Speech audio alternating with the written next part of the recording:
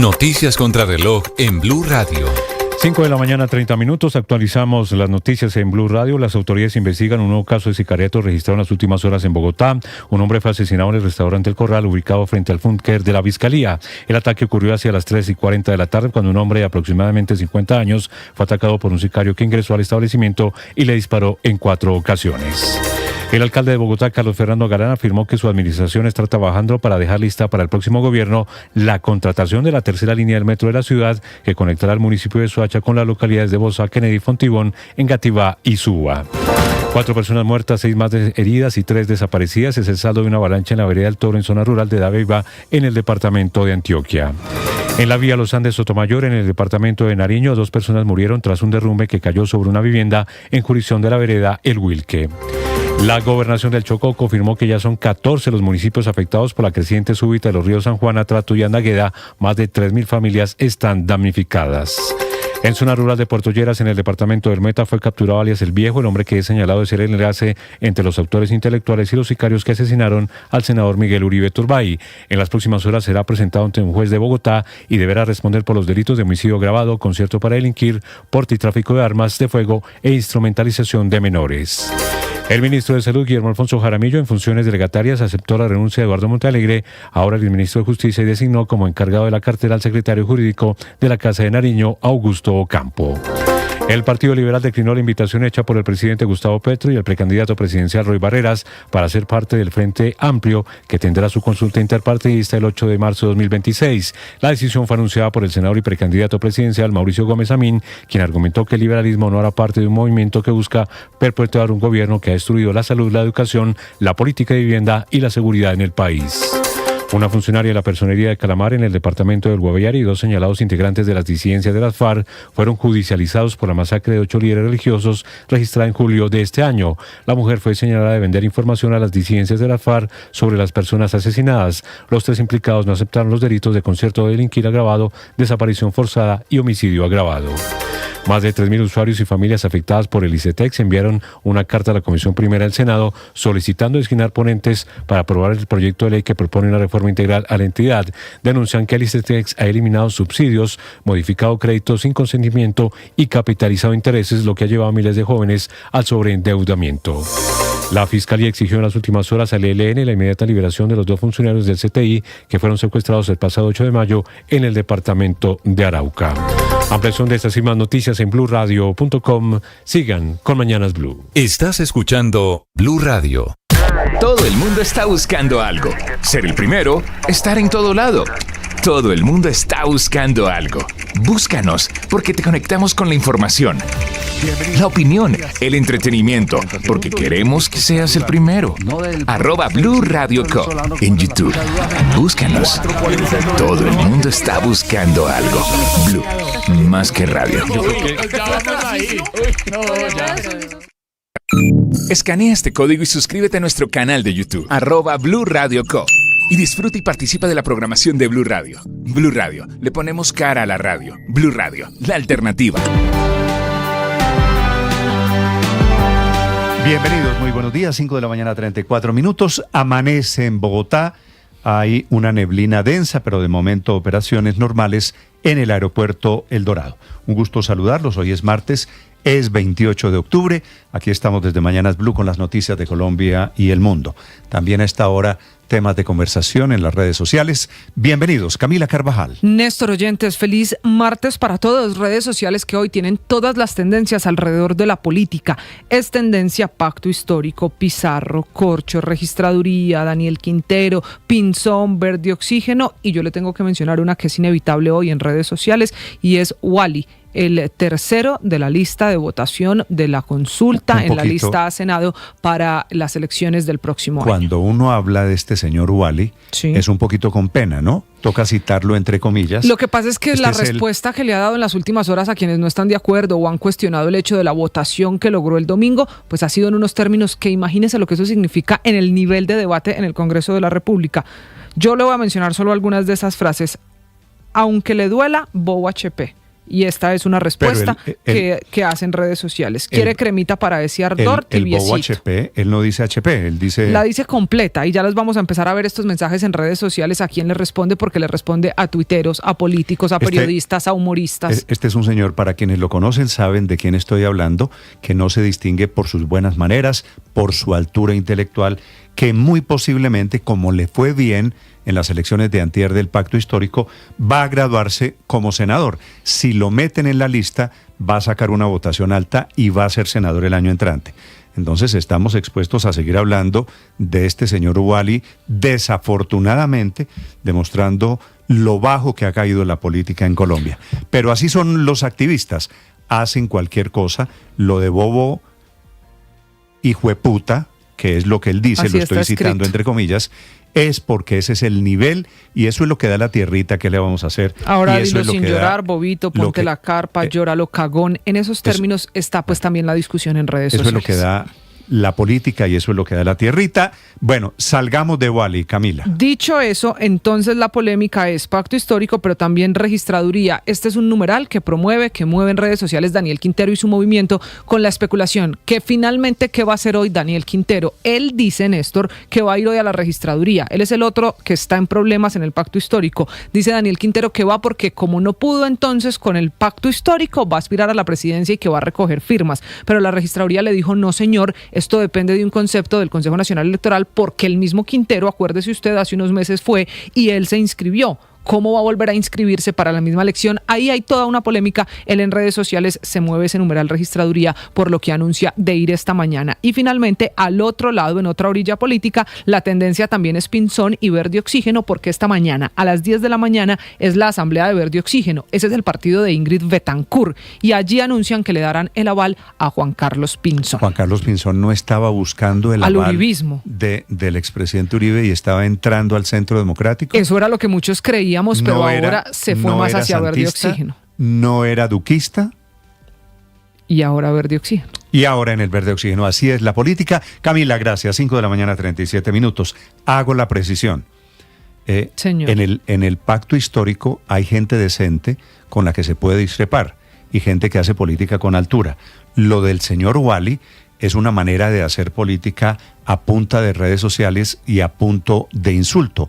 Y claro, él crece a punta de eso, a punta de los madrazos y a punta de las groserías. A propósito, en el pacto histórico, el agarrón no es menor por cuenta de los resultados en las elecciones de este domingo. Es entre las dos personas que están diseñadas supuestamente para encabezar esa lista a las parlamentarias del año entrante. Carolina Corcho, que sacó casi 600.000 votos y que dice tengo el derecho a estar en esa lista, y María José Pizarro, que le está pidiendo hoy que respeten los acuerdos que ella, Carolina Corcho, perdió y que no puede ir en la lista al Senado. Hablando de esa disputa entre mujeres, porque en teoría eso que pasó el domingo está diseñado para que no haya bolígrafo, para que no haya dedazo, para que no se elija la lista de candidatos al Congreso a punta de preferencias políticas, sino producto de una decisión popular y democrática. La senadora que quiere ser la cabeza de lista del pacto histórico para el año entrante, María José Pizarro. Cuando tomé la decisión de declinar mi aspiración presidencial en favor de mi compañero Iván Cepeda, lo hice con la convicción y el compromiso de construir la unidad. El acuerdo político y el reto que asumí al declinar esa mi precandidatura presidencial fue el de encabezar la lista al Senado del Pacto Histórico. Aquí no puede haber bolígrafo como lo acordamos y como el pueblo lo dictaminó bajo ninguna candidatura. Todo tiene que ser la decisión popular. Se planteó que la segunda de la lista encabezaría la lista del Senado. Ambas están haciendo lo mismo, diciendo hay acuerdos y yo tengo el derecho, dice la señora Corcho, y hay acuerdos y yo tengo el derecho, dice la señora Pizarro. Al final se enfrentan a un dilema porque efectivamente, por un lado, ella, la señora Corcho, sacó casi 600,000 votos. Intentando mediar en eso, los demás, viendo cómo crean y conforman el ambiente para sacar adelante esas listas, aspiran a sacar por lo menos lo mismo que tienen hoy, que serían 23 congresistas, y a repetir en las parlamentarias los 2.750.000 votos. El precandidato o ex precandidato Gustavo Bolívar. Cuando hicimos el acuerdo, los precandidatos con los presidentes de los partidos como garantes, decidimos que el segundo de la consulta, en este caso Carolina Corcho, encabezaría la lista al Senado. Digamos que habría una alta posibilidad de que la encabezara. Y segundo, porque a María José Pizarro también le ofrecieron la cabeza de lista del Senado a cambio de que se bajara de su candidatura presidencial y apoyara a Iván Cepeda. Entonces ahí hay un problema jurídico claro, difícil. Y ustedes se preguntarán, ¿y por qué no una primera y la otra segunda?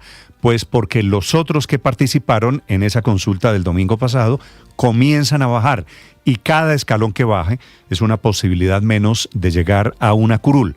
Por eso están intentando que se respeten los acuerdos y por eso en esta pelea divertida sí, alguien va a terminar sacrificado. Andrés Carmona. Néstor, buenos días. Aunque desde el Pacto Histórico consideraban que organizar la lista cerrada al Congreso mediante los resultados de la consulta popular iba a garantizar una mayor democracia y se iba a combatir el bolígrafo y el dedazo, al final, la pelea por quién será la cabeza de lista demuestra que los intereses políticos prevalecen. Se esperaría que con 185.029 votos obtenidos en la consulta, el senador Pedro Flores fuera la persona que encabezara la lista. Pero una vez se definió a Iván Cepeda como el ganador de la consulta presidencial, su competidora, la exministra de Salud, Carolina Corcho, reclamó este lugar por cuenta de las reglas de la consulta presentadas en julio pasado por el Comité Político del Pacto. El pulso sería con la senadora María José Pizarro, quien en un acuerdo con el presidente Petro declinó su aspiración presidencial a cambio del primer lugar en la lista del Senado. Pizarro aseguró en su cuenta de X que el 26 de septiembre pasado, la mayoría de precandidatos presidenciales del pacto declinaron su aspiración y se unificaron en torno a la candidatura de Iván Cepeda a cambio de que María José Pizarro liderara la lista. La senadora afirmó que estos compromisos son fundamentales y no pueden modificarse de manera unilateral, pues hacerlo significaría que el pacto histórico nacería incumpliendo sus propios acuerdos y que la exministra de Salud, al quedarse compitiendo en la consulta presidencial y perder, debe asumir las consecuencias políticas de sus decisiones. A Corcho se sumó el exdirector de Prosperidad Social Gustavo Bolívar, quien ha tenido un choque histórico con Pizarro. Bolívar aseguró que con los más de 670.000 votos que obtuvo la exministra de Salud en la consulta presidencial, su presencia como cabeza de lista es vital para lograr superar la bancada de 20 senadores que tiene actualmente el oficialismo en las elecciones de marzo próximo. Andrés Carmona, Blue Radio. Andrés, y no es el único problema que tiene la izquierda del pacto histórico. Daniel Quintero, que anuncia ayer, después de la consulta del domingo, que inscribirá su candidatura presidencial por firmas, tuvo un revés, no le habilitaron y quedó pendiente de una decisión del Consejo Electoral la inscripción de ese comité, al que llegaron algunos de sus delegados en las últimas horas en la registraduría. Lo que hizo la registraduría es decirle, hay dudas sobre la viabilidad de su candidatura, que la resuelva el Consejo Electoral. Hablando de ello, el registrador Hernán Penagos. Lo que hará la registraduría es trasladar esa solicitud al Consejo Nacional Electoral, que es el órgano de inspección y vigilancia de los partidos y organizaciones políticas, para que le digan a la registraduría si hay lugar o no a tramitar esa solicitud, por ejemplo, de firmas o de inscripción para cualquier otro proceso. El 8 de diciembre, los partidos deben informar. El problema para Daniel Quintero es que tal vez se quedó sin piso jurídico, sin soporte, y haber renunciado a la consulta del domingo pasado no lo inhabilitó. Quiere decir, ya participó en una consulta y es muy posible, muy posible, que la respuesta del Consejo Electoral sea ya no puede ser candidato presidencial, que quiere decir lo hizo todo mal porque estaba convencido que podría ser el presidente de la República. Mateo Piñeros. Néstor, buenos días. Pues en las últimas horas se dieron dos noticias políticas importantes. Una tiene que ver con la consulta del pacto histórico, que aunque ya pasó, sigue generando polémica. Este lunes muy temprano el precandidato Daniel Quintero aseguró que iría a la registraduría a inscribir su comité recolector de firmas para la presidencia. Sin embargo, Quintero no llegó y posteriormente anunció que iría hoy y que se va a inscribir, ya sea para participar en la consulta del Frente Amplio o para ir a la primera vuelta en mayo. Sin embargo, la registraduría no registró el comité ni autorizó al exalcalde de Medellín a comenzar el proceso de recolección de firmas para aspirar a la presidencia. Pues primero, la registraduría le elevó una consulta al Consejo Nacional Electoral para que explique si Quintero puede iniciar ese proceso, pues como él se inscribió a la consulta del pacto, hay una duda jurídica y es si puede seguir aspirando a la presidencia teniendo en cuenta que renunció a la consulta. Pero este lunes también hubo noticias en la derecha y es que se confirmó que Verde Oxígeno, el partido de Ingrid Betancourt, le va a dar el aval al exministro de Defensa Juan Carlos Pinzón para su candidatura a la presidencia. Hoy en horas de la mañana hay Asamblea General de Verde Oxígeno y a las 3 de la tarde Pinzón citó a una declaración en la que se anunciaría oficialmente la decisión. Es importante recordar que Pinzón ha dicho que se necesita una gran coalición de partidos para el 2026 y por eso se ha reunido con el expresidente Álvaro Uribe, con el partido de la U y también mantiene conversaciones con Germán Vargas Lleras. Mateo Piñeros, Blue Radio. Mateo, gracias, que es una cosa muy curiosa de la política en Colombia. Aquí primero se lanzan candidaturas, primero se lanzan ideas y propuestas, dicen después en qué partido quepo, a ver quién me recibe. Después de la consulta de la izquierda, están en el otro lado, en la otra orilla política, planteando fórmulas de unidad, porque saben que 2.800.000 votos que sacó el pacto histórico y el petrismo necesitan de unidad. Hablando de esas jugadas al frente, pensando en que puede ser posible la unión, el exministro y candidato presidencial Mauricio Cárdenas. No nos llamemos a engaños. No fue una derrota para el pacto histórico. Por el contrario, más de 2 millones de votos en un día en el que no había otras elecciones. Tener candidatos ya de la izquierda, eso les da una ventaja enorme. Por eso el mensaje es claro.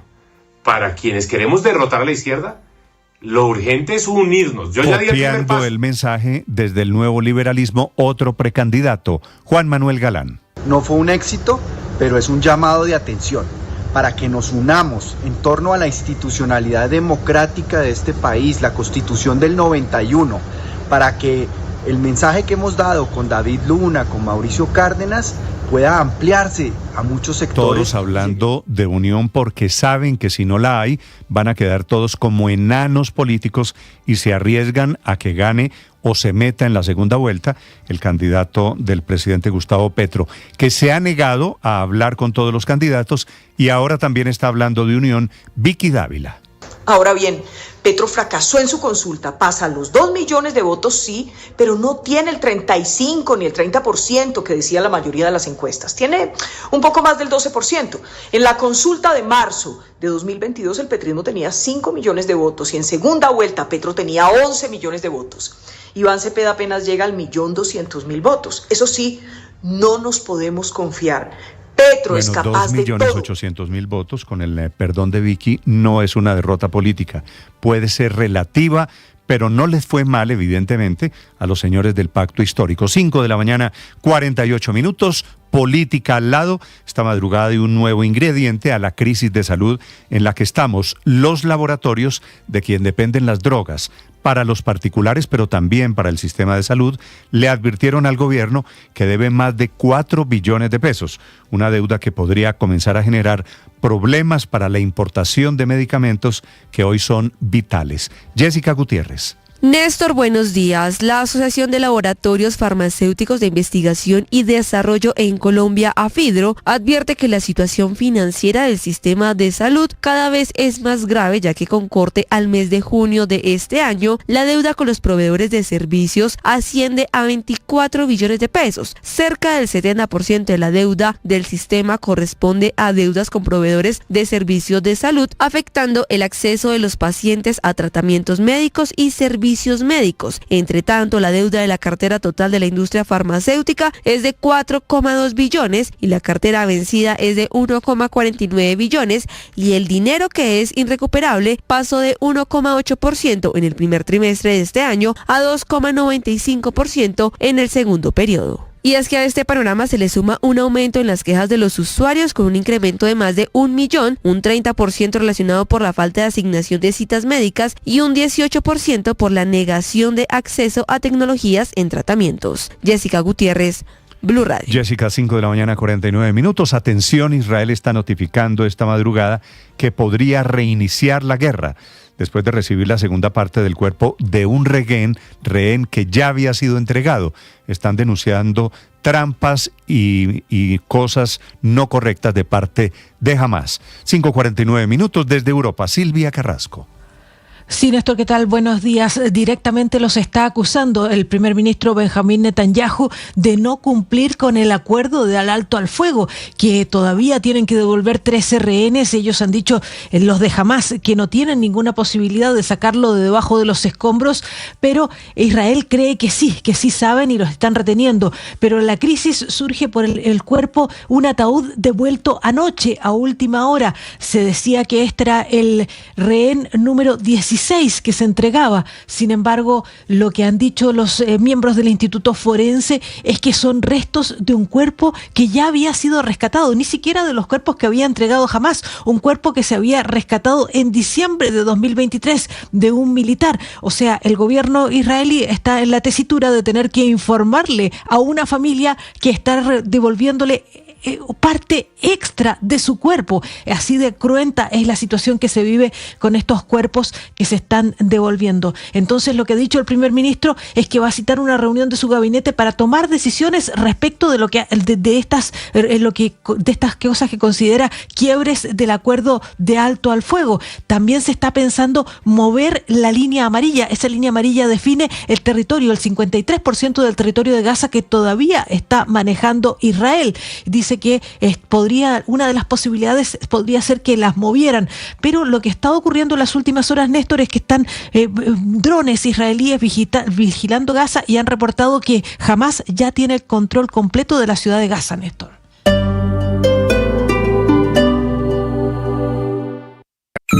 Escanea este código y suscríbete a nuestro canal de YouTube, @Blue Radio Co. Y disfruta y participa de la programación de Blue Radio. Blue Radio, le ponemos cara a la radio. Blue Radio, la alternativa.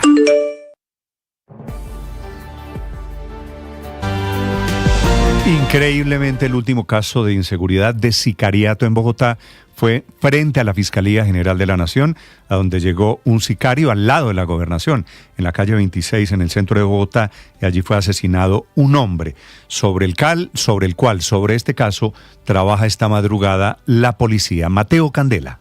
Néstor, muy buenos días. En la tarde de este lunes 27 de octubre se registró un ataque sicarial en Bogotá, donde hacia las 3:40 de la tarde, un hombre de aproximadamente 52 años fue atacado a tiros dentro de un restaurante ubicado en la calle 51B con carrera 38 por un sujeto armado que ingresó al lugar y le disparó en 4 ocasiones. El hecho fue confirmado por el CTI de la Fiscalía y la Policía Metropolitana. La víctima se encontraba acompañada de su esposa, con quien había llegado minutos antes al local para almorzar. Pese a que fue trasladado de inmediato a un centro asistencial, falleció debido a la gravedad de las heridas. Testigos señalaron que el agresor huyó del lugar a pie, aunque las autoridades investigan si posteriormente abordó una motocicleta o un vehículo para escapar. El CTI de la Fiscalía asumió la investigación y ya revisa las cámaras de seguridad del sector con el fin de identificar al responsable. Las primeras hipótesis apuntan a un posible ajustes de cuentas o retaliaciones relacionadas con el narcotráfico, aunque esta versión aún no ha sido confirmada oficialmente. Mateo Candela, Blue Radio. Es en el Corral, que queda allí en la calle 51, en esa zona muy comercial, muy movida en el centro de Bogotá. Son las 5 de la mañana, 53 minutos. El alcalde de la ciudad, el alcalde Galán, proyecta dejar contratada la tercera línea del metro para Bogotá, que va a conectar con Soacha en el sur, con el occidente y en el norte. Alistan ya la adjudicación de la segunda línea, que llevaría el sistema al otro lado hasta la zona de Suba noroccidente. Anuncio del alcalde Galán. Pronto espero poder adjudicar la segunda línea del metro, que va a traer el transporte masivo a la localidad de Suba y va a conectar a Suba también con la primera línea del metro. Estamos trabajando para dejarle listo al siguiente alcalde o alcaldesa que pueda contratar la tercera línea del metro, que va a conectar a Soacha con Bosa, con Kennedy, con Fontibón, con Engativá y con Suba también. Esa tercera línea del metro también va a llegar a Suba. Entonces yo aprovecho este espacio para contarles también a ustedes cómo la ciudad hoy se está transformando, está teniendo en cierta forma los problemas que significa una transformación. Y 5 de la mañana, 54 minutos. Una reciente decisión de la Organización Mundial de Comercio sobre las papas fritas congeladas tiene y tendrá implicaciones para el campo colombiano.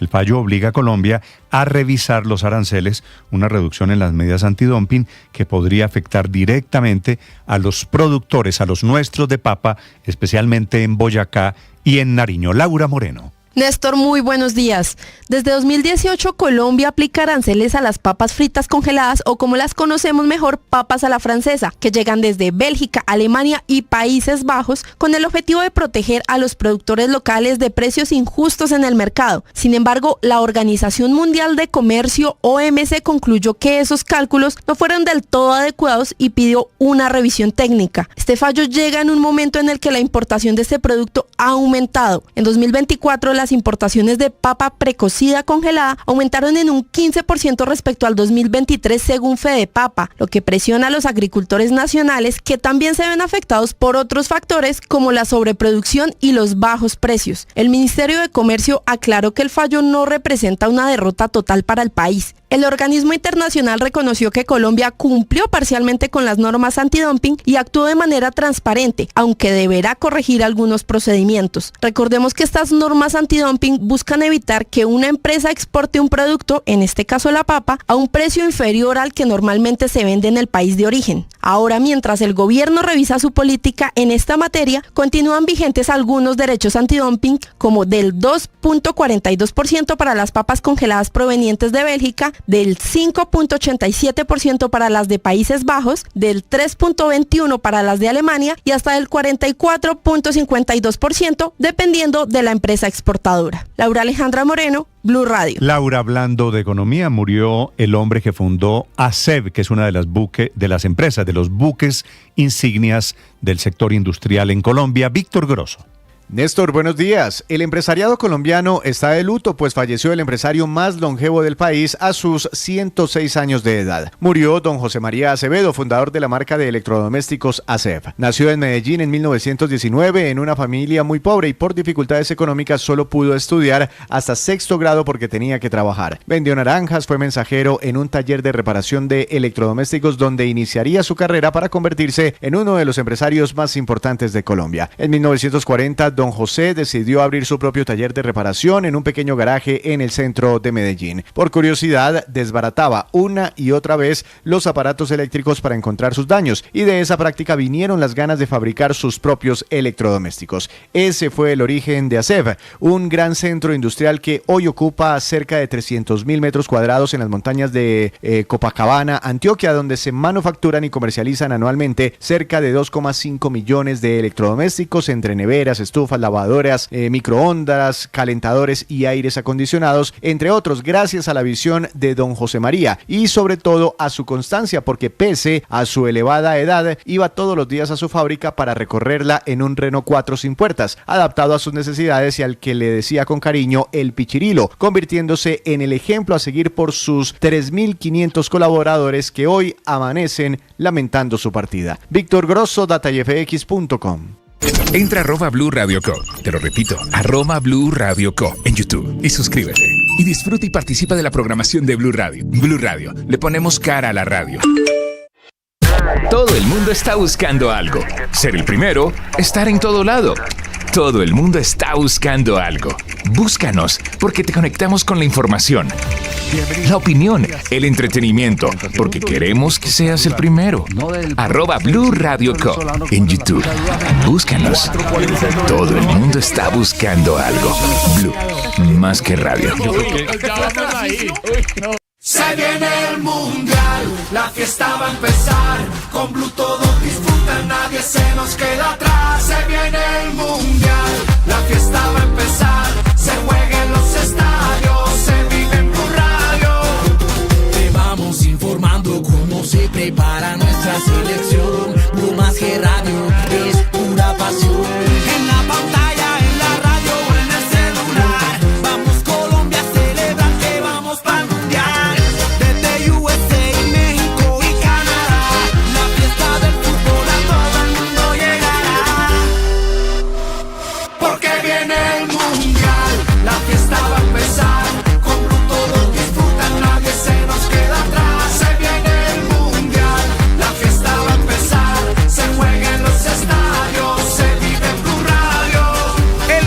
Mundial se ve en Blue.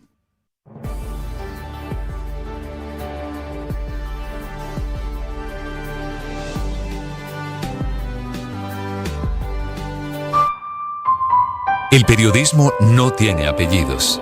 Es siempre honesto, independiente y comprometido con la verdad.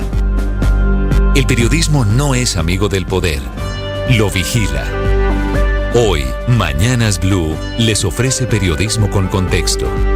Las dos caras de la moneda, sin exageración, sin especulación. A partir de este momento, Mañanas Blue es periodismo en radio. Bienvenidos.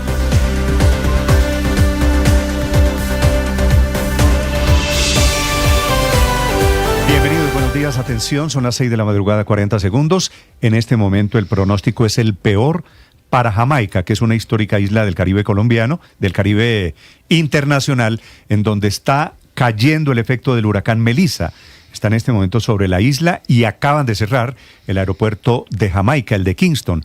Quiere decir, la gente que quedó allí ya no pudo salir.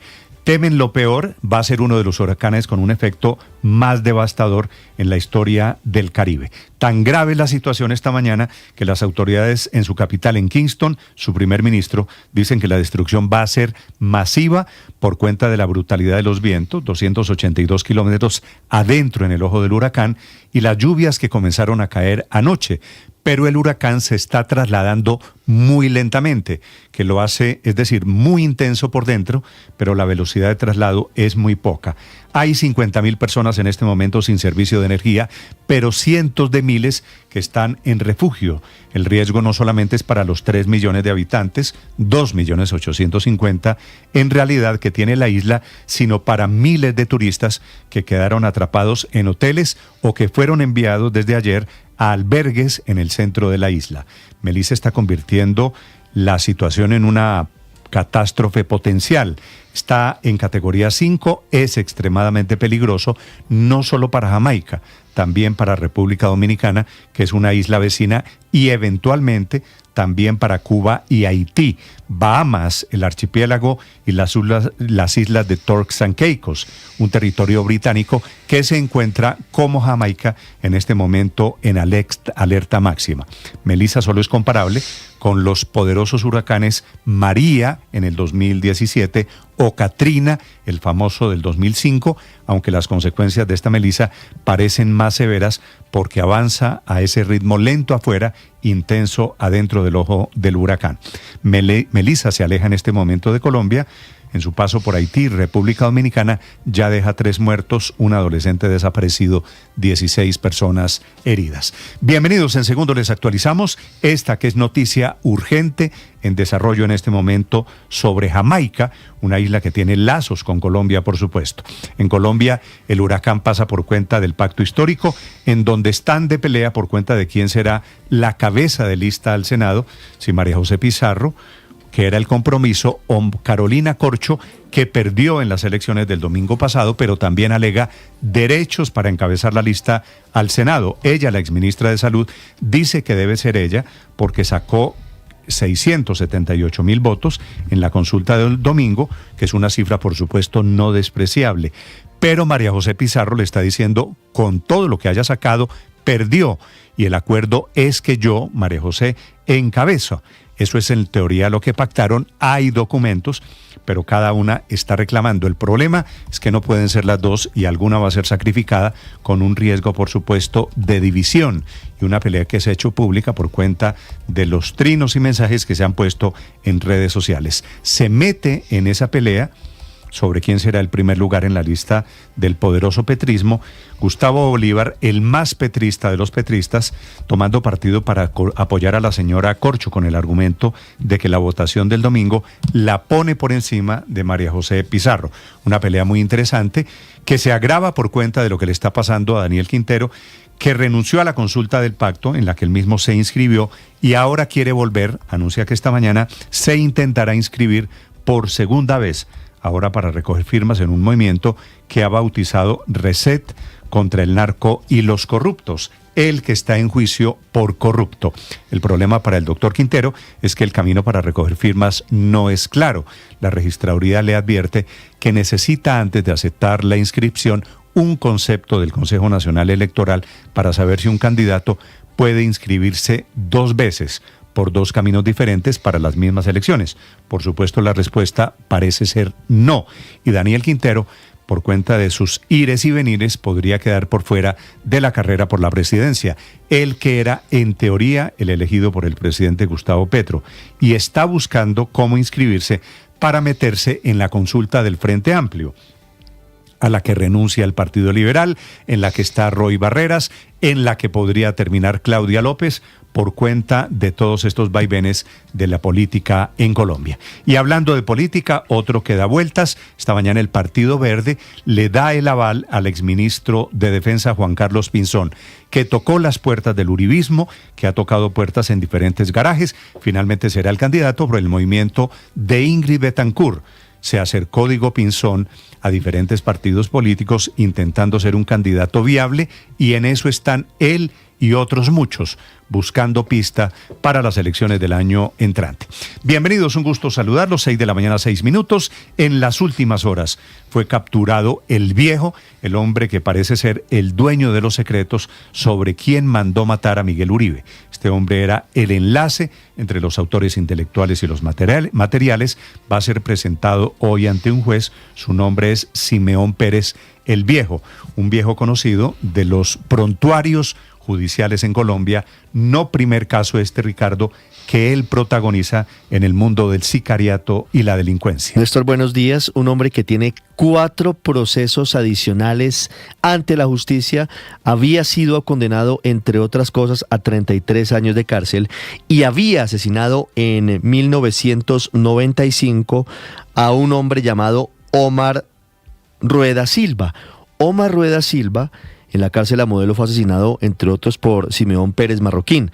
Omar Rueda Silva era hermano de Luis Eduardo Rueda Silva. Él sí, Luis Eduardo Rueda Silva, vinculado al magnicidio de Luis Carlos Galán. Era el hombre de la pancarta. Recuerda usted que había 2 personas obstruyendo la visual para facilitar el trabajo de los sicarios.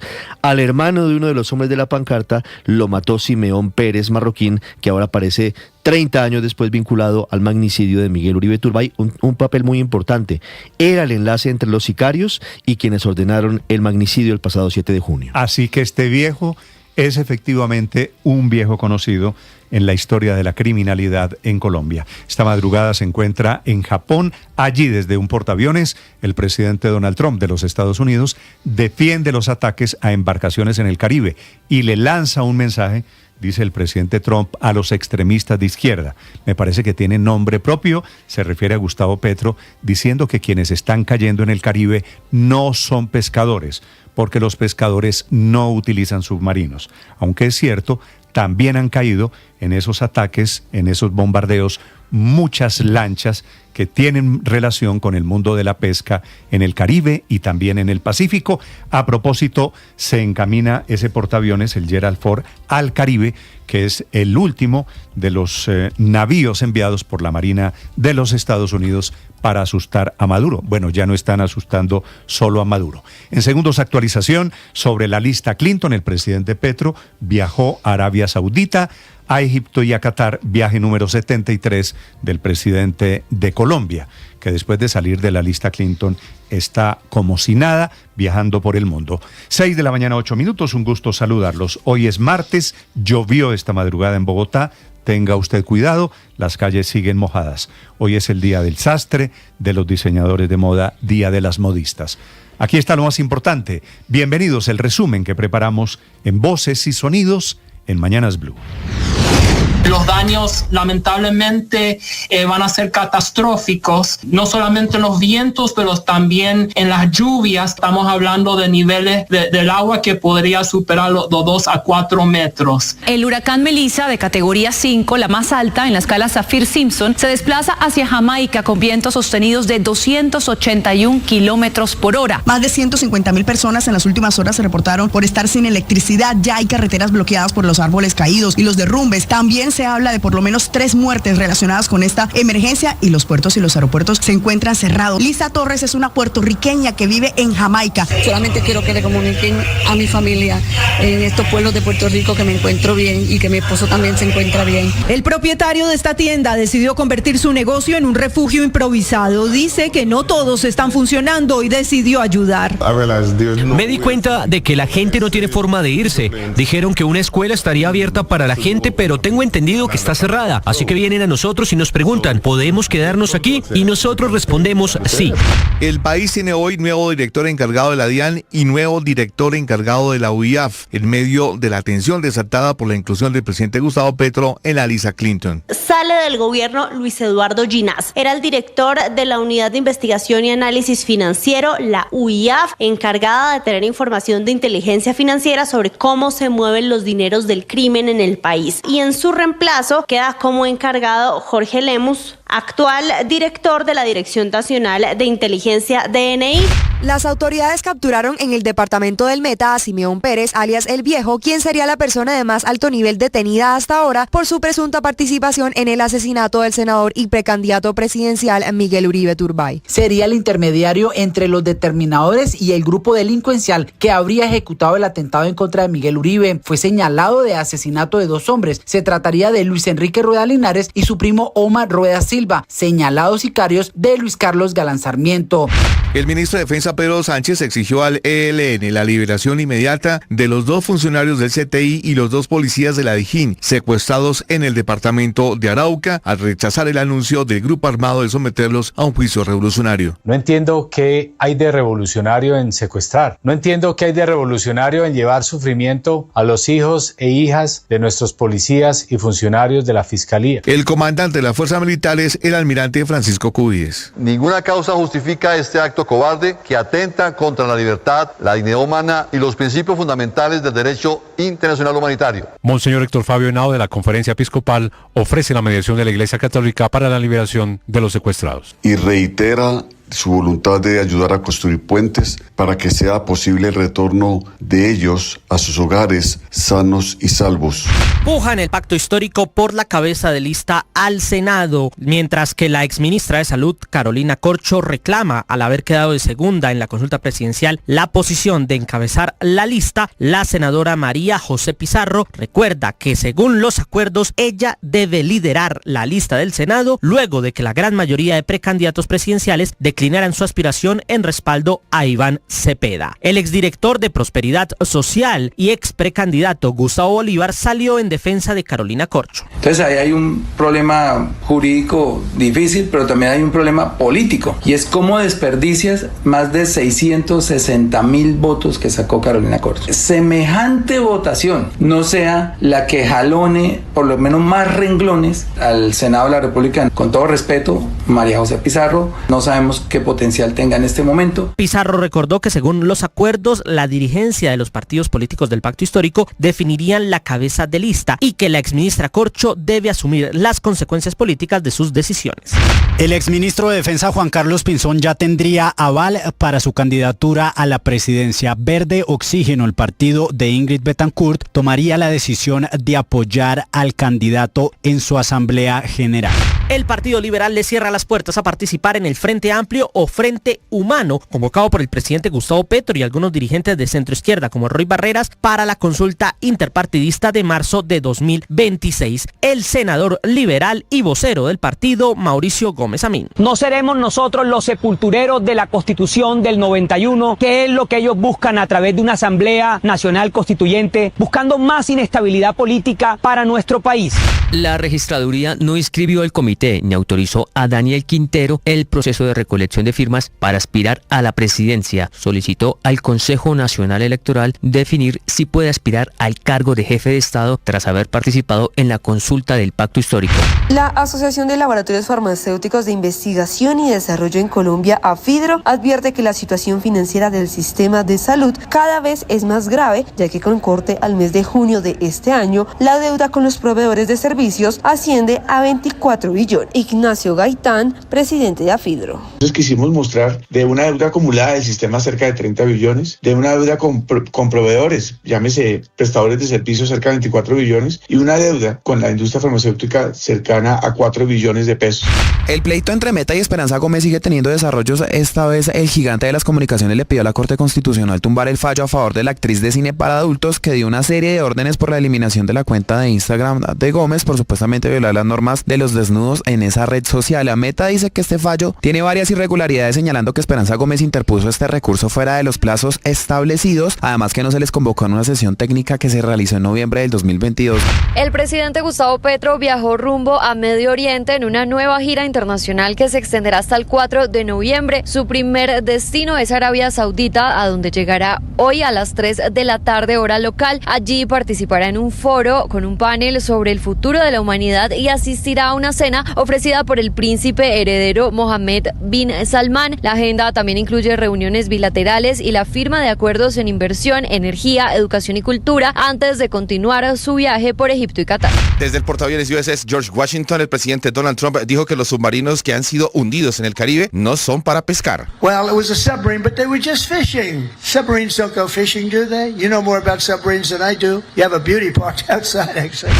La selección Colombia femenina disputa hoy su segundo partido en la Liga de Naciones Femenina ante la triecuatoriana en el Estadio Rodrigo Paz Delgado de Quito. Desde las 6 de la tarde, Ecuador llega líder tras golear 4-0 a Bolivia, mientras Colombia debutó con 4-1 frente a Perú con doblete de Lacey Santos. La tricolor busca su primer triunfo como visitante y seguir firme rumbo a la Copa Mundial Femenina de Brasil 2027, donde este torneo reparte 4 cupos, 2 directos y 2 al repechaje. Estás escuchando Blue Radio. Todo el mundo está buscando algo.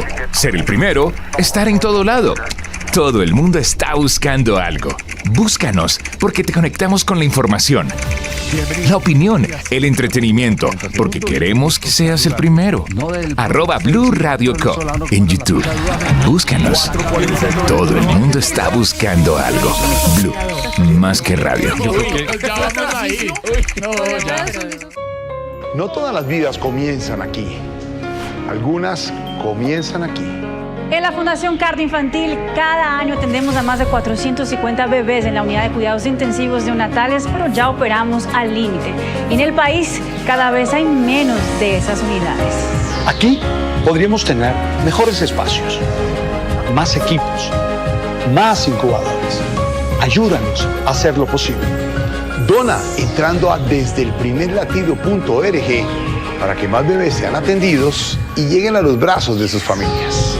Cuidemos desde el primer latido. Una campaña de responsabilidad social de la Fundación Cardioinfantil y Blue. Vigilado Supersalud. Los vamos a acompañar esta mañana con noticias, con historias. Los saludo desde Mañanas Blue. Feliz mañana para todos. Mañanas Blue con Néstor Morales es de nuevo el programa más escuchado en Colombia. Gracias. Porque todos han ayudado a construir esto. Más personas despertando con Blue. Con ánimo, con fuerza, iniciamos nuestra jornada. Más razones para darles 1.000.000 de gracias por hacernos la número 1. Blue, más que radio.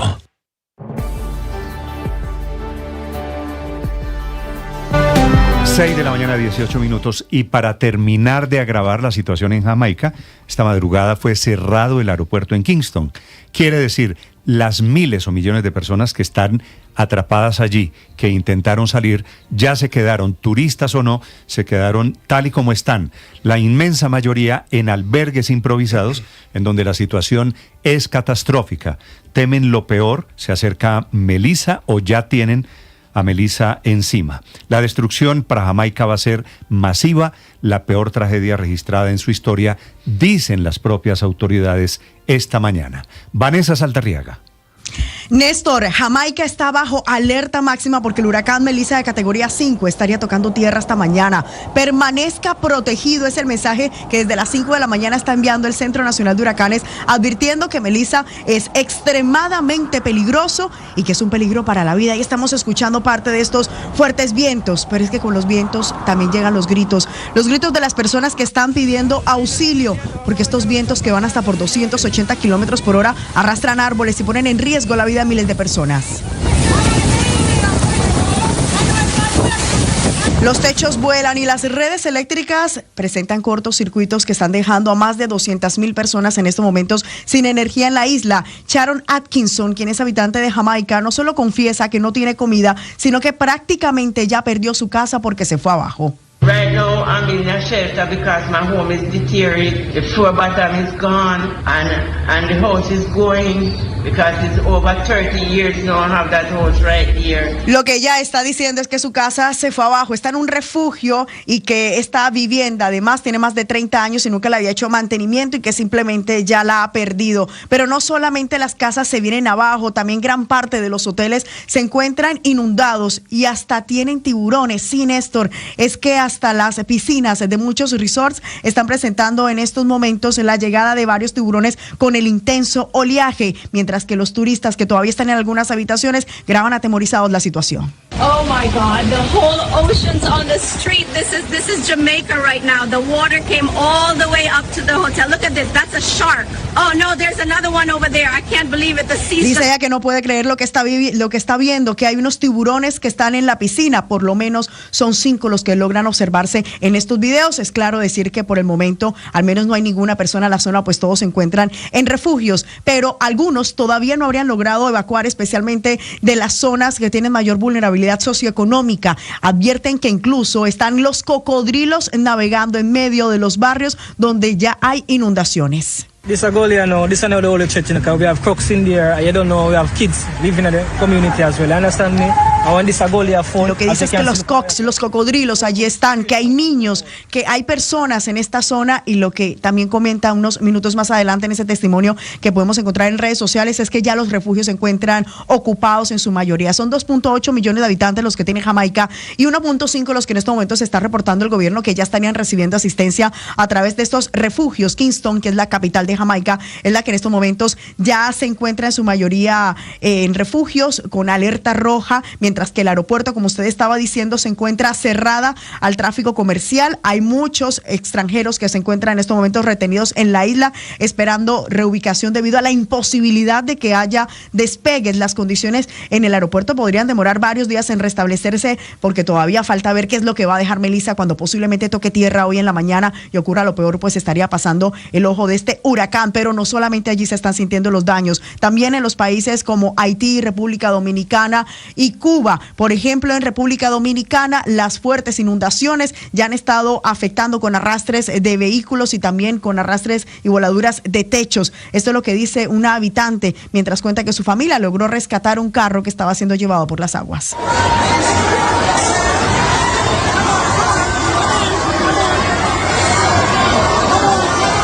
Escuchemos entonces lo que dice esta mujer a propósito de esta inundación que también afecta a República Dominicana.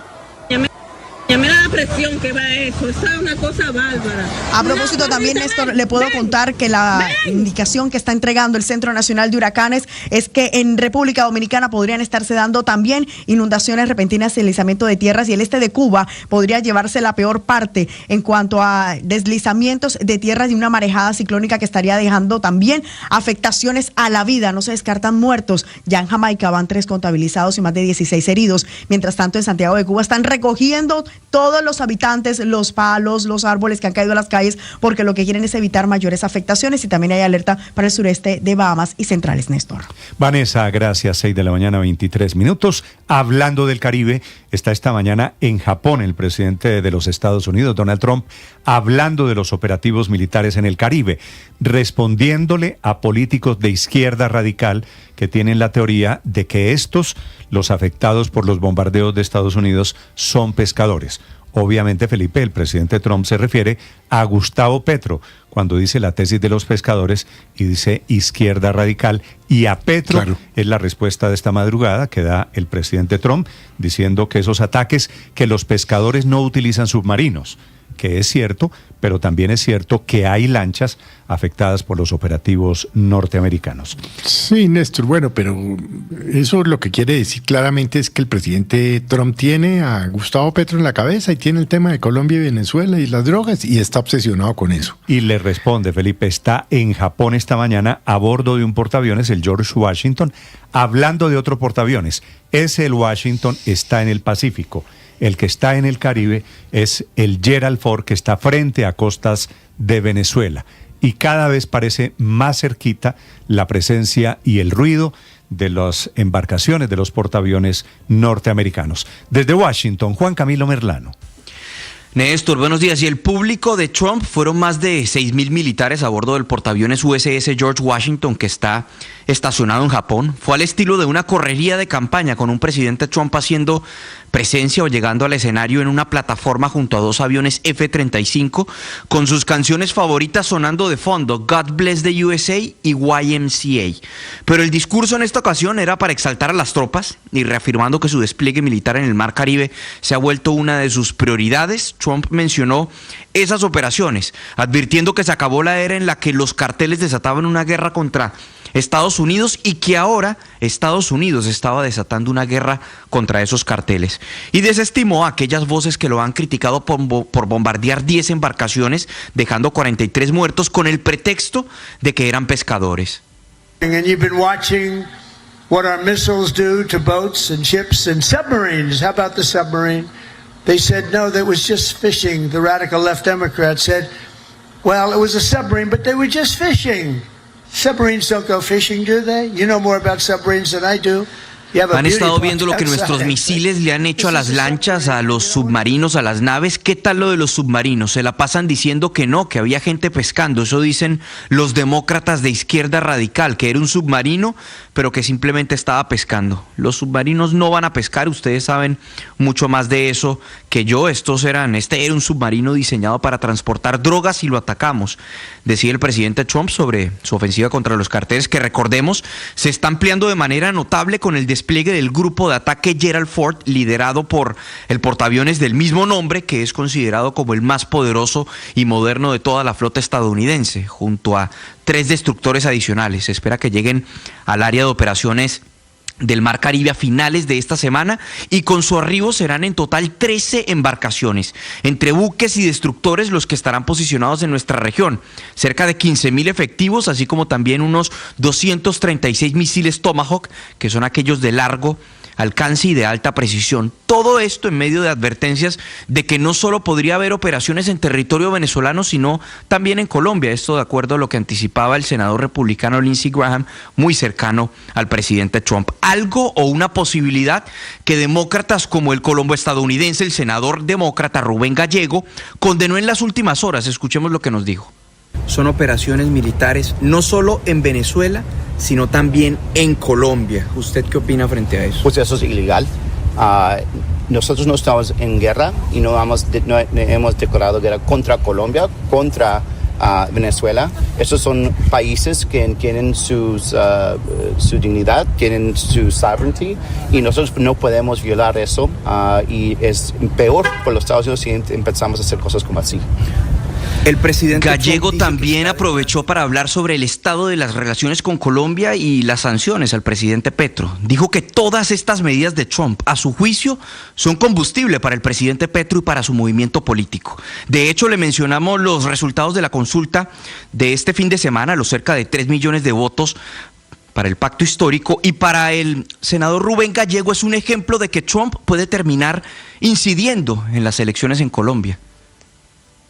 ¿Usted cree que finalmente todas estas acciones de Trump lo que van a hacer es que le van a permitir al partido de Petro fortalecerse y que Estados Unidos de cierto modo se está metiendo en las elecciones de Colombia? Eso es lo que pasó en Canadá y puede pasar eso otra vez. Yo quiero un gobierno que es mejor por el campo, un gobierno que es un poquito más en el medio, y estas acciones de President Trump, y muchas de esas acciones son algo que yo creo Petro hizo a propósito, y van a traer un resultado que va a ser contra el interés de los Estados Unidos.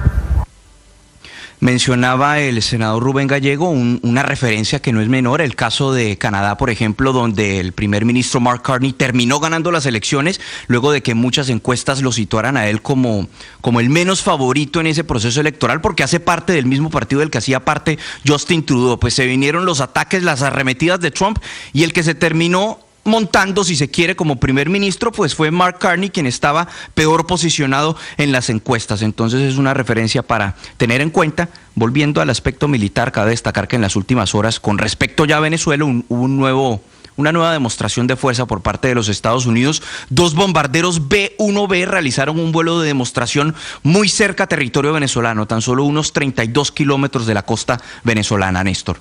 Juan Camilo, gracias. 6 de la mañana, 29 minutos. En Colombia, después de la consulta del pacto histórico del domingo pasado, no han pasado 48 horas, Felipe, y hay tormenta sobre quién va a encabezar la lista. Esas elecciones tenían, entre otras cosas, como propósito definir que no hubiera dedazo para elegir los candidatos del pacto histórico a las parlamentarias del año entrante o a las presidenciales del próximo mes de mayo. Y hay tormenta porque están reclamando derechos adquiridos, por un lado, Carolina Corcho, la exministra de Salud, que dice con algo de razón, yo saqué 700,000 votos. Y al otro lado, María José Pizarro diciendo, no, tengo que encabezar yo, porque ese era el acuerdo, yo sacrifiqué mi candidatura presidencial y el acuerdo con el presidente Petro como testigo es que yo encabezo la lista al Senado. Así que está divertida la pelea en el pacto histórico esta mañana. Yo creo que tiene razón María José Pizarro, porque pues ese fue el acuerdo, Néstor, y ese fue el acuerdo cuyas reglas pues había aceptado Carolina Corcho. Pero también en la práctica, como dice Gustavo Bolívar, pues es que 700,000 votos, casi 700,000 votos para arrancar la lista del Senado, pues no son despreciables, ¿no? Acuérdese que la última que sacó una buena cantidad de votos fue Francia Márquez, que sacó 900,000 votos y por cuenta de eso fue vicepresidenta de Gustavo Petro. Así que los derrotados a veces son derrotados de buena manera y creen tener derechos en otros escenarios. A mí lo que me dicen es que Petro ya dijo que iba a ser Carolina Corcho. Pero bueno, es que hay una versión según la cual a María José Pizarro le ofrecerían ser la fórmula vicepresidencial de Iván Cepeda. En ese juego político, además de esto que podría pasar, Néstor, porque no se sabe si Cepeda puede ir a marzo o no, entonces de pronto a Cepeda le toca ir hasta mayo solo, la fórmula vicepresidencial podría ser María José Pizarro. Pero en el caso de Francia Márquez, lo que pasa es que las reglas del juego estaban previstas así. El segundo en esa votación quedaba como fórmula la vicepresidencia del ganador. Bueno, en este momento están intentando pero eso que dice Ricardo es lo importante, las piezas del rompecabezas. Es que hay unas reglas que hay que cumplir.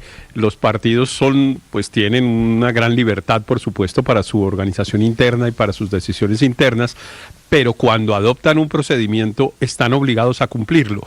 Y el procedimiento en el pacto histórico está adoptado, el procedimiento estaba previsto en un documento que yo creo que lo tiene la organización electoral, teoría, Héctor, que dice que hay una terna, es que la Corcho que no se tiene conforma nada que una hacer terna. Aquí, la señora Corcho. No, todo lo contrario, se conforma una terna en el que participa el segundo, en este caso la segunda, en la consulta. Participa además el primero, el señor Pedro Flores en este caso, que fue el que más votos sacó en la consulta, y una tercera persona puesta por el Consejo Político, y después el Consejo decide entre esos tres. Ese es un procedimiento que está acordado en un documento del Pacto Histórico que yo creo que fue aportado a la organización electoral al momento de solicitar la consulta para los candidatos al Senado. Su tesis, Héctor, es que la exministra Corcho sí debe ser cabeza de lista. No puede estar en la terna que el Consejo Político escoge. Lo que era claro era, Néstor, el que sacara más votos no era el que iba a encabezar. Eso estaba absolutamente claro en los acuerdos del Pacto Histórico. El que sacara más en la consulta de las parlamentarias. Exacto, que fue el señor Pedro Flores. Sí. Ese conformaba una terna con el segundo de la consulta presidencial y con una tercera persona y el comité político del partido escoge. Sí. Pero eso quiere decir, obviamente, la salida, Felipe, sería facilísima. Si usted dice cualquiera que encabece, María José o la señora Carolina Corcho, y después los demás. Pero los demás están protestando porque significaría bajarse un escalón. Y en la medida en que usted se baje, disminuyen las posibilidades de salir elegido en las parlamentarias, por más que vayan a sacar 15 o 16 parlamentarios o los que sea. Colarse para estos efectos es mal visto y está prohibido. Entonces están en eso, en la disputa de quién se puede colar y para quiénes hay dedazo, porque para unos va a haber decisión directa y para otros va a haber democracia. Y es la pelea o una de las dos peleas que hay alrededor del futuro del pacto histórico para las elecciones del año entrante. Sí, pero esto refleja claramente la personalidad de Carolina Corcho, ¿no? ¿Por qué, Felipe? O sea, no le importan las reglas.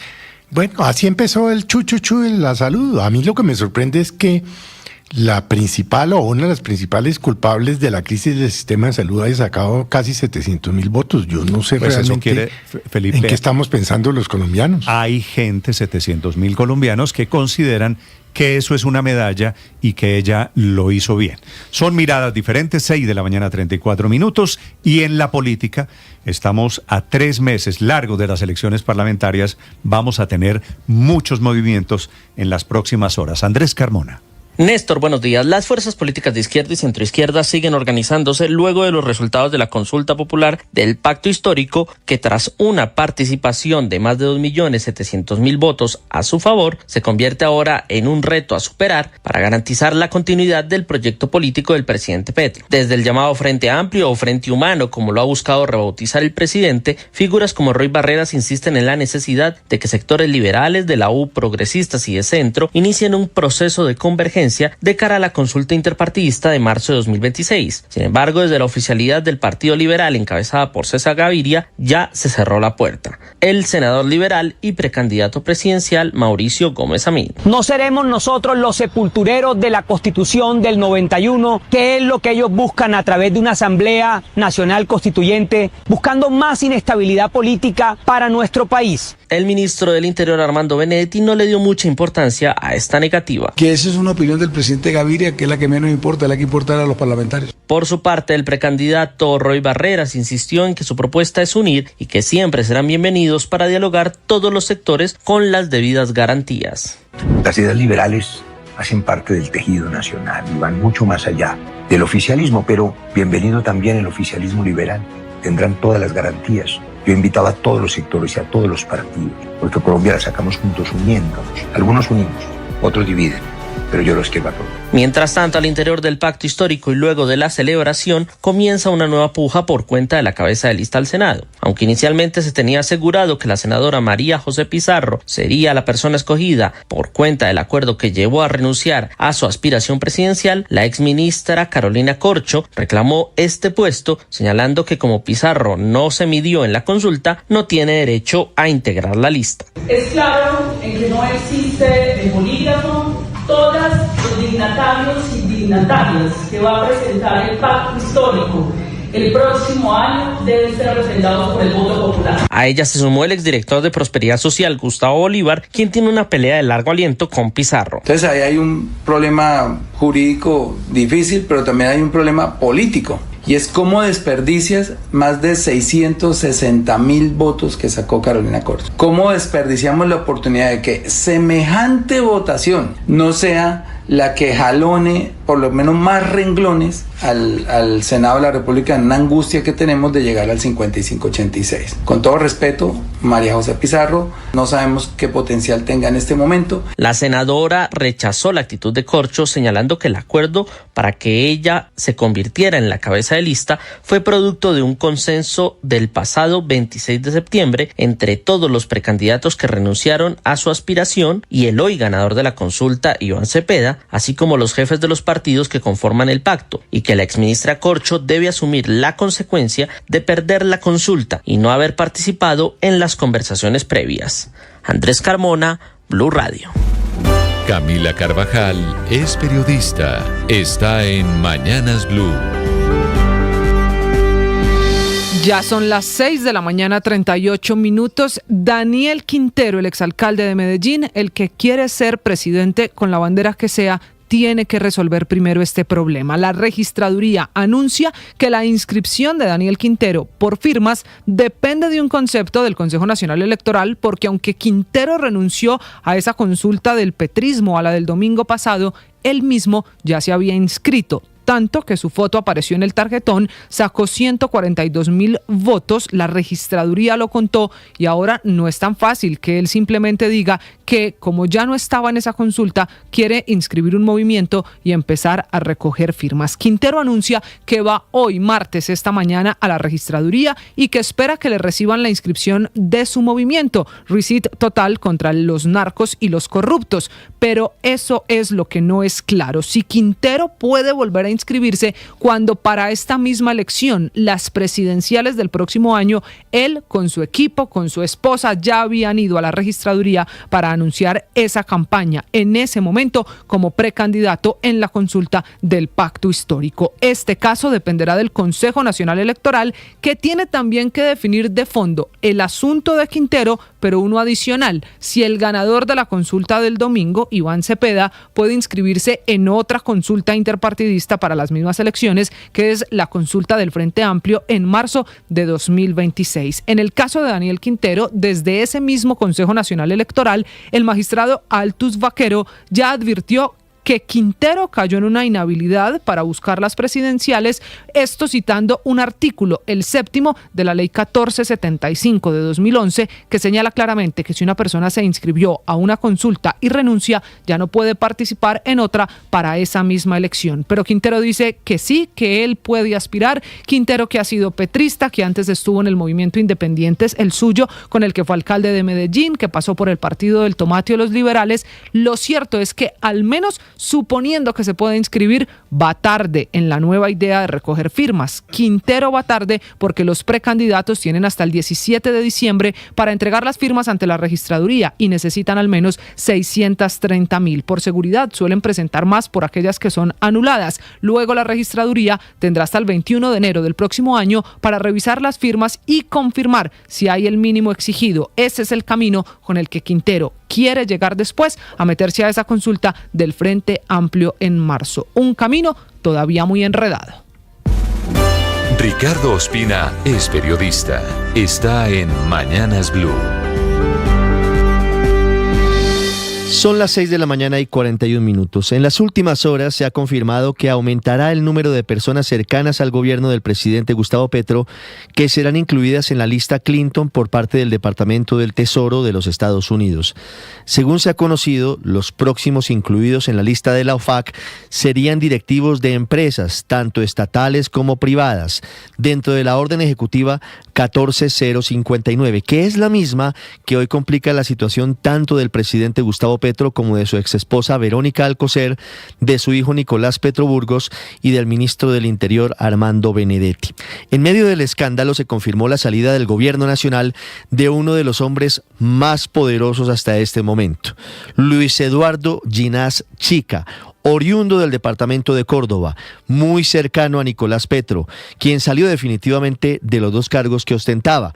Dejó de ser director de la UIAF, es decir, de la Unidad de Información y Análisis Financiero, y terminó su papel como director encargado de la DIAN. Se conoció que el viernes se aceptó la renuncia de Ginás a la dirección de la UIAF, el mismo día en el que se oficializó la inclusión del presidente Petro en la lista Clinton. Por eso no parece casualidad el hecho de que Ginás salga del gobierno luego de conocerse que una de las causas de esta decisión fue la filtración de información financiera reservada que el propio Ginás le habría entregado al presidente Petro y que ocasionó una fuerte sanción a la UIAF, que fue expulsada del Egmont Group, donde se reúnen las agencias de inteligencia financiera de todo el mundo, donde se comparte toda la información del lavado de activos, de actividades provenientes del narcotráfico y del terrorismo. En el caso de los recientemente sancionados, entre ellos el presidente Gustavo Petro, tendrían que pasar por lo menos 5 años para que el Departamento del Tesoro de Estados Unidos evalúe la posibilidad de retirarlo de la lista negra financiera internacional. María Camila Orozco es periodista. Está en Mañanas Blue. Ya son las 6:43 de la mañana. La traición a cambio de beneficios por colaboración. Así se puede resumir la caída de Simeón Pérez, conocido como alias El Viejo, que es el 9º capturado por el homicidio de Miguel Uribe Turbay. Estaba escondido en Puerto Lleras, en el departamento del Meta, hasta donde llegó la policía a buscarlo por ser el enlace entre quienes dieron la orden del crimen y quienes finalmente la ejecutaron, como por ejemplo alias Caterine, a quien intentó esconder en el departamento de Caquetá. Al momento de su captura tenía 5 celulares, tenía una pistola y en su cédula, con la que confirmaron su amplio prontuario criminal, donde le figura desde hurto, homicidio, lesiones personales y porte de arma de fuego. Es un viejo conocido para la justicia en Colombia. Estuvo preso en Acacías entre los años 2013 y 2014 y ahí conoció a alias El Hermano y a alias Chipi o El Costeño, de quien es el jefe en esa banda dedicada al tráfico de drogas y de armas en Bogotá. Tiene 50 años y hace 3 años apenas salió de la cárcel La Picota en Bogotá, y en su carta de presentación también figura el asesinato del hermano de uno de los sicarios que mató al también candidato presidencial Luis Carlos Galán en 1989. Les repito, es la 9ª captura que han hecho por el magnicidio del precandidato presidencial de la oposición y sin duda es la más importante porque es el hombre dueño de todos los secretos del plan criminal. Eso explica el megaoperativo desplegado en el departamento del Meta para traerlo a Bogotá, donde hoy nuevamente será imputado, pero esta vez por el delito de homicidio y también por utilizar a un menor de edad, el sicario de 15 años, para ejecutar el homicidio. Paola Ochoa es periodista. Está en Mañanas Blue.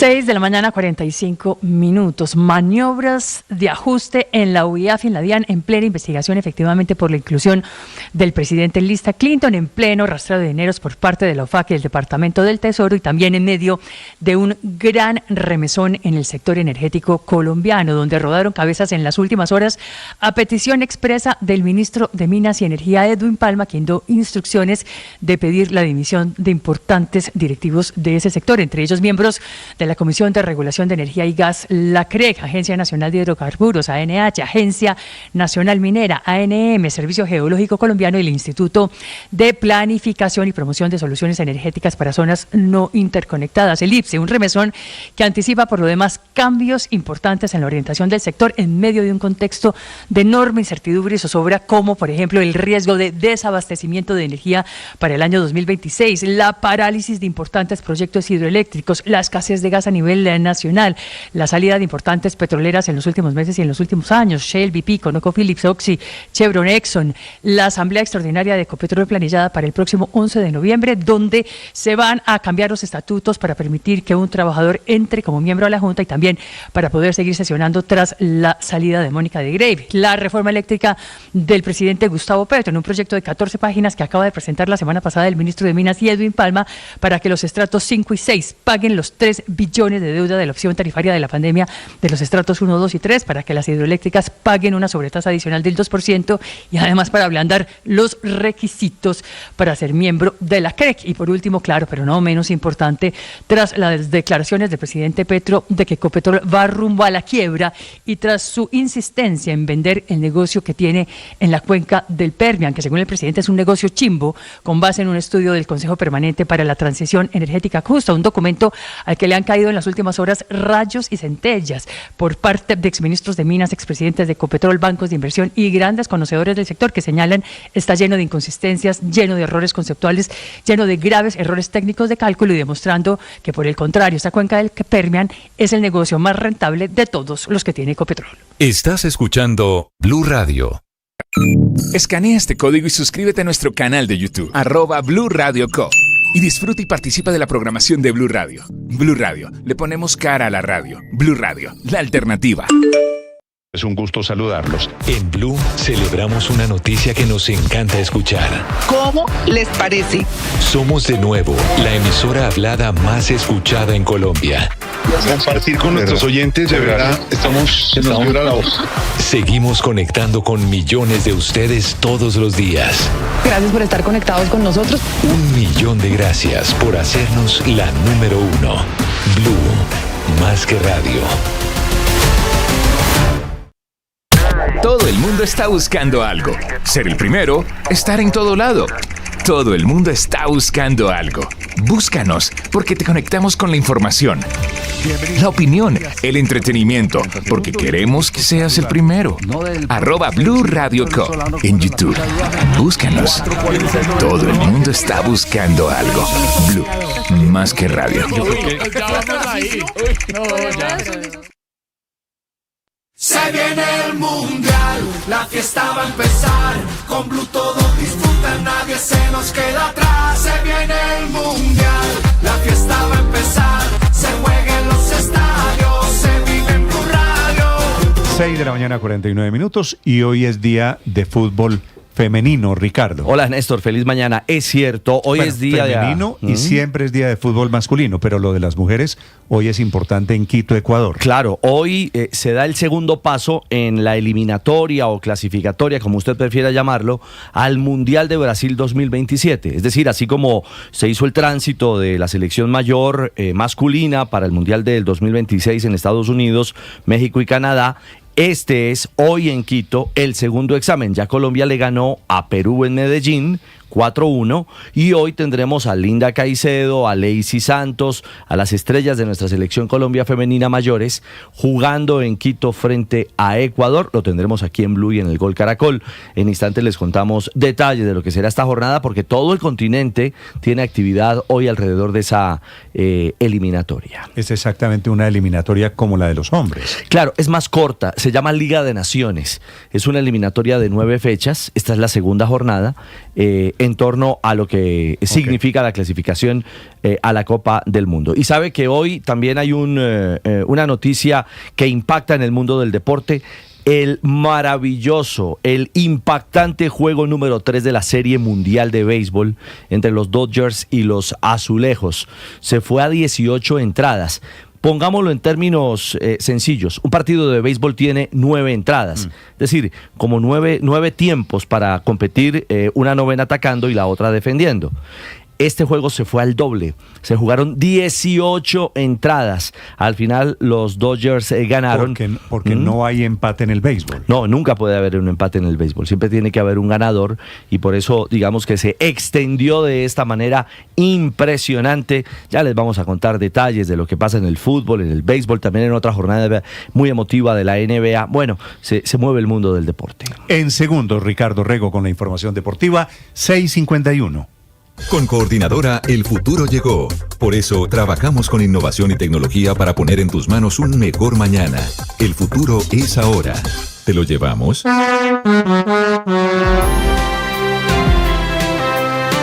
Doctor Quintero, buenos días. Néstor, un saludo para ti y para toda la audiencia. ¿Cómo estás? Daniel Quintero fue alcalde de Medellín y está intentando ser precandidato presidencial o candidato presidencial. Anuncia para hoy martes la inscripción de su comité de firmas en la registraduría. Tengo entendido, usted va en un par de horas, doctor Quintero, para la registraduría. Sí, señor, ese es el propósito.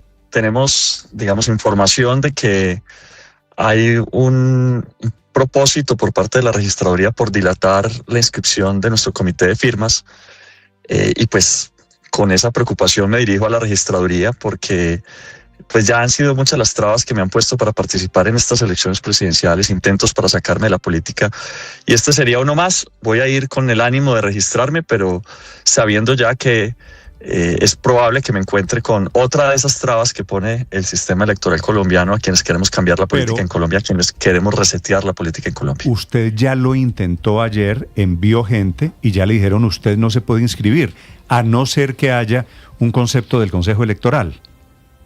Sí, ahí es donde falla la registraduría, porque la registraduría, según la ley, creo que la 1475, dice que solo puede o aceptarlo o rechazarlo de forma motivada. Eso no ocurrió. lo que hace es que dilata, le envía al Consejo Nacional Electoral una pregunta que sabemos que puede, en el caso del Consejo Nacional Electoral, demorar semanas o hasta meses, que ha sido lo que ha pasado en general con el progresismo en Colombia cuando se remiten cosas al Consejo Nacional Electoral, 2, 3, 4 meses, y resulta que estamos a 30 días de inscripción al Frente Amplio y a 40 días para que se cierre en general el periodo de inscripción de firmas. Es un periodo muy corto y por tanto cada día que no se responde es un daño que se hace a la posibilidad de que podamos estar en el tarjetón como movimiento independiente por firmas. Doctor Quintero, a ver, usted ya fue candidato, usted se inscribió como precandidato en la consulta del domingo pasado, ¿verdad? Eso es muy importante. Yo no hice parte formal de la consulta que terminó realizándose, que es la consulta del Polo Democrático. Pero usted se inscribió, es que eso es lo que cuenta para estos efectos. No es lo que cuenta Néstor, y yo quiero hacerle claridad a los oyentes al respecto. A ver, yo me inscribí en el marco de una medida cautelar a la consulta del pacto histórico. Luego un fallo de fondo, cuando ya se había superado el periodo para retirarse, que era hasta el 3 de octubre, el 6 de octubre, un fallo de fondo de tutela, lo que dice es que el pacto histórico no existe y que queda sin efectos la medida cautelar. Luego, resultado de eso, el Consejo Nacional Electoral emite uno de sus fallos en el que dice que el pacto histórico no inscribió candidatos. Es decir, yo no me inscribí por el pacto histórico, eso lo anotó el Consejo Nacional Electoral. Y luego, resultado de eso, lo que pasa es que la UP, el Partido Comunista, renuncian y los candidatos se reinscriben por el Polo. Pues yo no hago parte de esa reinscripción por el Polo. Doctor Quintero, eso no pasó.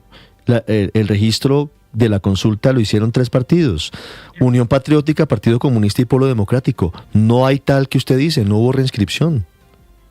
Sí, hubo la renuncia de la UP, del Partido Comunista. No, eso no lo aceptó nunca la registraduría ni el Consejo Electoral, doctor Quintero, eso no es cierto. Pero lo cierto es que ese comunicado se emitió, se le envió a la registraduría, la renuncia de la UP. La solicitud que dijeron que iban a hacer, pero eso nunca se aceptó. Bueno, pero la enviaron. Sí, pero la solicitud no se aceptó, doctor Quintero. Entonces, si no se acepta, el hecho de que usted pida algo no quiere decir que se aceptó o que es un hecho. Pero hay algo de fondo. A ver, aquí hay algo de fondo. Primero, que hay un derecho constitucional a elegir y ser elegido que se quiere violar aquí. Segundo, que yo nunca me inscribí por el Polo, la UP o el Partido Comunista. Que el Consejo Nacional Electoral dijo que no hubo candidatos inscritos por el pacto histórico. Y por tanto, esa no fue la consulta del pacto histórico. El pacto histórico hoy ni siquiera existe. Y por tanto, yo no solo pedí mi retiro porque yo no hago parte de esos partidos. ¿Cómo te van a obligar a ir a una elección de unos partidos a los que no perteneces? Entonces yo pedí mi retiro, le pedí a esos partidos que, como yo no los autoricé a inscribirme por esos movimientos, para esa consulta me retiraran. Aún así, los colombianos, a pesar de que me haya retirado, 150,000 colombianos marcaron mi tarjeta. Yo creo que como un acto de protesta precisamente a todas esas trabas que se están poniendo a mi candidatura para participar en las próximas elecciones.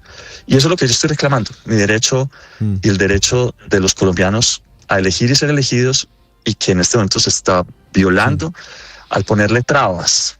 ¿Por qué el miedo a que yo pueda participar en unas elecciones? ¿Por qué la preocupación? No, que sean los colombianos que decidan con su voto. Tal vez la preocupación, doctor Quintero, es para que se cumpla la ley. Una persona que ya participa en una consulta, dice la norma, no puede participar en otra consulta a la misma corporación en la misma elección. Y usted ya participó en la consulta del pacto histórico, así haya dicho que renuncia, porque la renuncia no le fue aceptada. No, Ricardo, pero el problema es que yo no me inscribí nunca por esos 3 partidos. Esa no fue la consulta del pacto histórico. Y en cuanto ocurrió ese problema, que se cae la tutela, que la tutela de fondo dice, dejo sin efectos la medida cautelar por la cual se inscribió precisamente Daniel Quintero, pues yo le digo entonces al movimiento, a los partidos, oiga, retírenme, porque eso tiene una serie de fallas jurídicas, y además pues porque no hago parte de la UP ni del Partido Comunista ni del Polo Democrático. ¿Y le explicaron esos partidos por qué no lo retiraron? No han querido responder todavía, es muy grave, y eso quiero hacer también una alerta aquí. Yo le pedí a los partidos varias cosas. Una, que me retiraran, porque yo no hago parte de esos partidos, que aclararan que yo no soy militante de ninguno de esos 3 partidos, que no hay ninguna inscripción mía a esos 3 partidos, Y 3, que no contaran mis votos.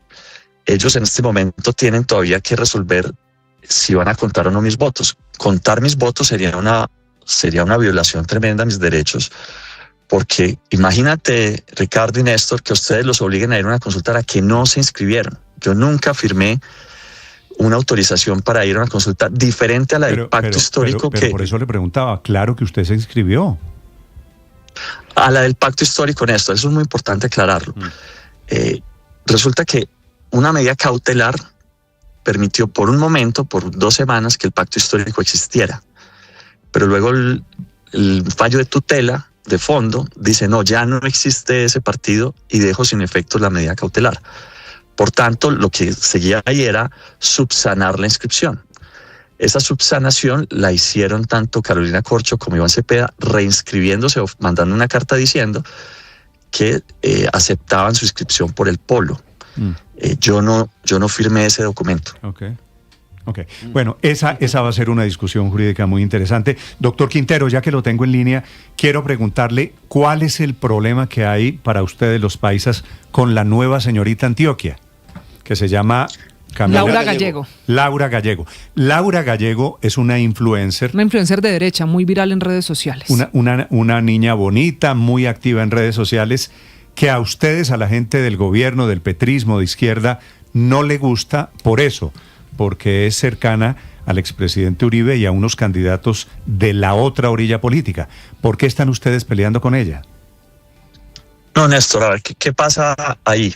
Ella, Laura Gallego, es candidata, señorita Antioquia, a representar a los antioqueños en el concurso nacional de la belleza, y se volvió viral porque en redes le pregunta a varias personas, incluido un candidato presidencial, que es, bueno, un candidato presidencial, le pregunta, si usted tuviera una bala, si tuviera un arma con una sola bala en el desierto y salen corriendo el presidente de la República y Daniel Quintero, ¿usted a quién le dispararía?